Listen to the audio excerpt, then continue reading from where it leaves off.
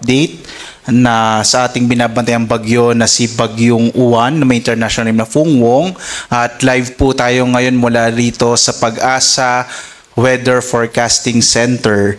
So as of 4 a.m., ang huling lokasyon na itong bagyong si Uwan ay huling namataan yung sentro ng mata ng bagyong Uwan na sa 195 kilometers silangan sa lalawigan ng Virac sa Catanduanes. Kung makikita po ninyo, no, halos kitang-kita na yung mata ng bagyong si Uwan. Pinapakita nito na napakalakas po nitong bagyong ating minomonitor. At palapit na ito sa may bahagi ng Catanduanes. Hindi natin inaalis yung posibilidad na maaari itong mag-landfall. Kapag sinabi po nating landfall, yung sentro ng mata ng bagyo ay tatama sa kalupaan.